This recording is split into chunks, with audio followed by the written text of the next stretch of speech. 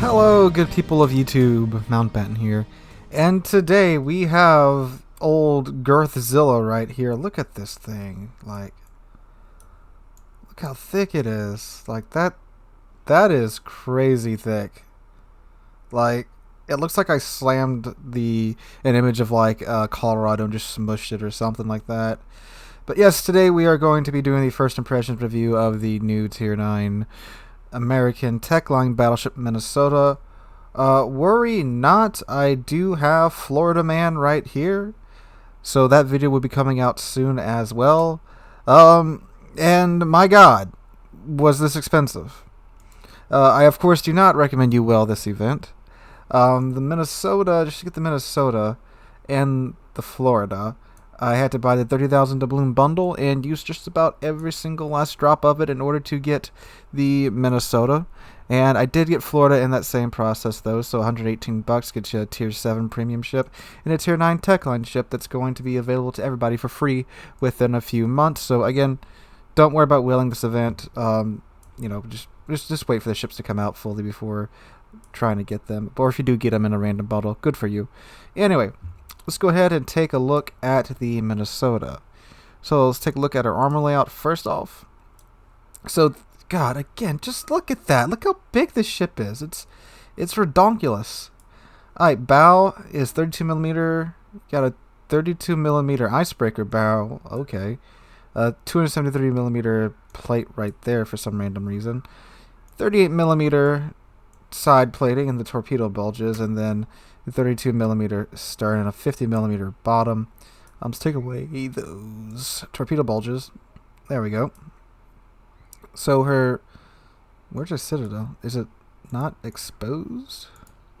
Oh, it's not. Okay, her citadel's below the waterline. Alright, that's groovy. Alright, so 340 millimeter belt underneath that 38 millimeter armor plating with another 38 millimeter belt underneath that. I'm sorry, upper belt underneath that already 38 millimeter plating, and again more 38. 38 seems to be a common number with this ship. Alright, and again her citadel is below the waterline behind 86 millimeters of armor with a 32 millimeter deck plating. And speaking of deck armor, let's check out her deck armor. So 32 millimeters bow deck, 38 millimeter central deck, 38 millimeter torpedo bulges deck, I guess, and then more 32 millimeter deck behind it with 19 millimeter for her superstructure, and her conning tower has a 406 millimeter face and a 230 millimeter top.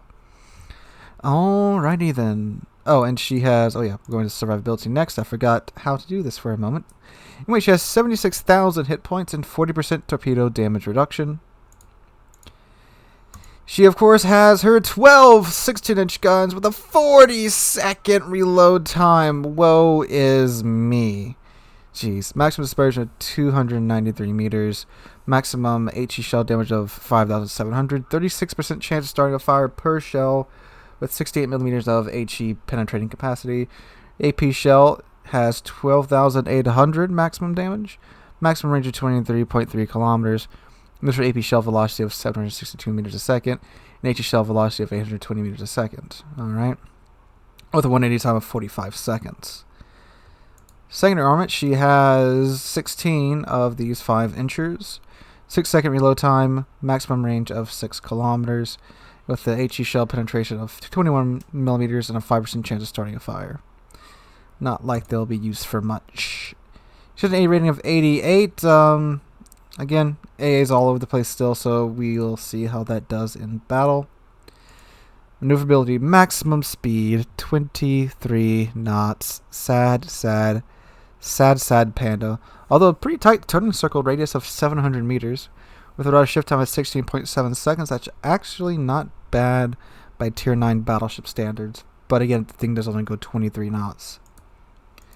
Concealment detectability range by sea, 17 kilometers. Oof. I mean, granted, the thing is absolutely massive, and that makes sense, but then you got Thunder and Conqueror with, 12.5 kilometer detection ranges after you put a build on them. Alright, so I'm going to go ahead and slap a captain and a build on here, and I'll be right back with you guys. Alrighty, so the build I went with was a main battery / survivability build. So I went with main armaments mod 1, damage con 1, artillery plotting room mod 1, damage con 2, concealment, and artillery plotting room mod 2. Now, I was really debating upon taking main battery mod 3 just to kind of get that 40-second reload time under control, but we're going to try out the unique American artillery plotting room mod 2 module first, and then we'll see what happens after that. And I'm keeping the fighter on there for now because, again, this thing's like a massive target. I'm sure the CVs will love me. Alright, so for her guns, this pushed out the range to 27 kilometers. Good Christ. And now she has a 38-second turret rotation time because of my captain build. Went with preventive maintenance, MLG turrets, adrenaline rush, superintendent, concealment, basics of survivability, and fire prevention. Alright, and her concealment rating is now 13.8. That's a pretty good reduction. So yeah, this will be interesting. So I'm going to slap some flags on her. I'll see you guys in battle. Hey guys, voiceover Mountbatten here, and you know what this means. For those of you new here, the normal way a first impression video goes is that I play the ship for about an hour or so, usually 3 to 4 matches, with live commentary so you guys can get my genuine reaction to how the ship performs in battle and such. However, the time I was playing the Minnesota, I was pretty bored, and I wasn't really saying too much, so it would be a lot of boring clips of me just sailing around the back of the map shooting at something every 40 seconds. And honestly, that's the way the Minnesota is. You rarely leave the spawn, it seems, at least the way that I've been playing it, because you simply can't. I mean, with a 23 knot top speed, the match that went the longest, the one that you're probably watching right now, I did manage to get out of the spawn and get on a bit of a flank. But with the way so many matches are going nowadays, with so many matches finishing well before the 10-minute mark, you honestly don't have a lot of time to do much in the Minnesota. Think about that too. The guns have a 40-second reload, which means if you fired once every time you could, you would barely get in over, I think, maybe 11 or 12 salvos in a match that only lasts for 10 minutes. And then in one of those mega blowout matches that ends in about 6 or 7 minutes, you're barely getting 8 salvos in. So just let that sink in. That's how long these guns take to reload. 40 friggin' seconds. Now, I get why the Vermont has a 40-second reload, because 12 18-inch guns. Yeah, I get that. And the Minnesota, I kind of understand, but I really feel like she could have gotten by with maybe a 35 or a 36-second reload time. Because, I mean, it's just forever. You're just waiting forever for these guns to reload. And this is a Tier 9 ship, so it can see Tier 7 matches. And 12 16-inch guns against Tier 7 ships, I understand why it has a longer reload time, but again, 40 seconds just feels like an eternity. And the thing is, too, the match that I was in the Minnesota, I don't think I ran across a Tier 7 ship at all.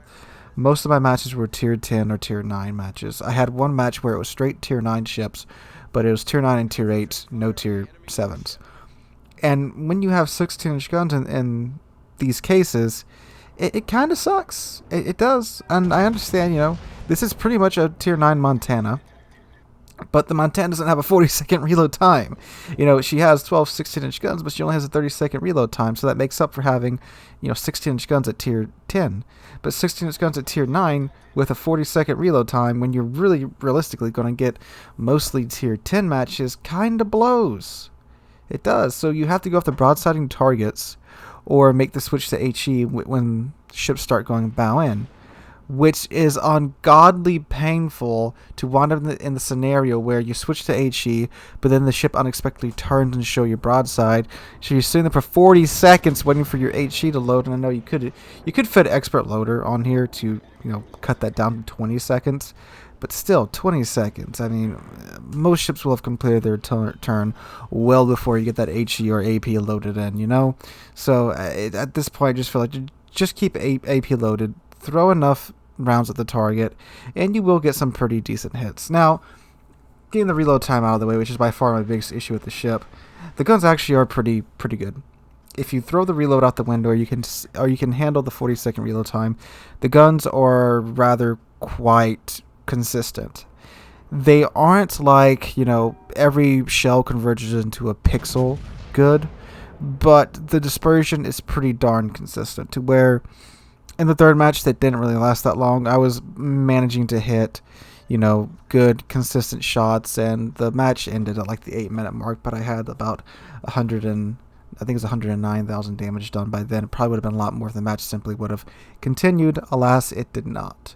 So, once you get used to the guns and the American shell velocity, the dispersion is more than workable enough. Actually, no, it's far better than workable. It's very, very, very much good enough to where with some practice I can see people getting some pretty big damage numbers in this ship, especially when you have teams that are willing to show you broadside for most of the match. That of course always helps. Now, everything else about the ship, the armor, it's the Colorado. I mean, it's the same armor scheme as the Colorado pretty much.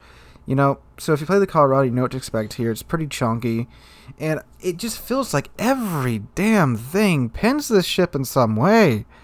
I mean, I was having cruisers when I was angled, not super cruisers, cruisers with AP, getting like 2 and 3K hits off of my ship. It's like, god dang, can I angle a little bit please and not get hit? And at sometimes too, I would be, where I wouldn't think I was angled enough, but then I bounce a full broadside from a GK. That was pretty surprising. But, other than the odd time here or there where a couple of shells bounced that I didn't expect were going to bounce, it does feel really squishy. And with a 23 knot top speed as well, it's not as big of an issue as I thought it was going to be, because with the build I have in here right now with a 27 kilometer range that does cover most of the map, and again with the dispersion, you can consistently hit targets at that range. But when shit goes sideways, you die. I mean, you have to have impeccable map awareness in this ship, because the second something starts going south on the side that you're on and all starts to go to pot, you need to get out of there. You do. You cannot wait. You have to act. You have to run because of how slow this ship is. 23 knot top speed base. I do not understand why they couldn't give it a 25 knot top speed, or maybe a 26 knot top speed. That way with the speed flag, you'd still be able to go like 27 knots, which isn't incredibly fast, but, I would consider that a workable speed at tier 9 and 10. And even by tier 7 standards, 23 knots is ungodly slow. It's only 2 knots faster than the Colorado. So, yeah, that does suck as well. But, again, with the range and the consistency of the guns, you're pretty good, honestly. But the AA too feels pretty good. Has DFAA. Carriers didn't mess with me too much for some reason, even though I was off alone by myself. The only times carriers came near me was when other ships were around, so I can't really tell you guys how the AA is on this thing, but it seems to be pretty decent with DFAA. And it does have a fighter plane too. It does have a spotter plane as well if you want to get the range out even further. But again, with AA and CVs, me personally, I would keep the spotter plane queued just in case. So, overall, the Minnesota, I mean, it's the tier 9, and tier 9s usually aren't overly fantastic, unless something's like the Alsace, but it feels pretty decent. The guns are good and consistent. I am kind of sad that they did just give it a 16-inch guns and didn't give it, maybe like 17-inch guns, or something just a little bit bigger than 406s, But it is what it is. It's a pretty solid ship overall, just because the guns are so darn good, except for the reload time. So, I don't imagine it'll be a pain to grind through when the full line comes out. And if the Vermont is just this, but with 457s, then the Vermont's looking like to be a pretty good ship. Despite it being a backline sniper, which I myself don't personally enjoy playing that much, this does seem to be a pretty good ship for that role, and it does that role well so far. And again, if the Vermont's a bigger version of this with the 18-inch guns, Vermont should do that role quite well as well. Guys, that's my first impression review of the Minnesota. If you enjoyed the video, make sure to drop a like and subscribe to the channel.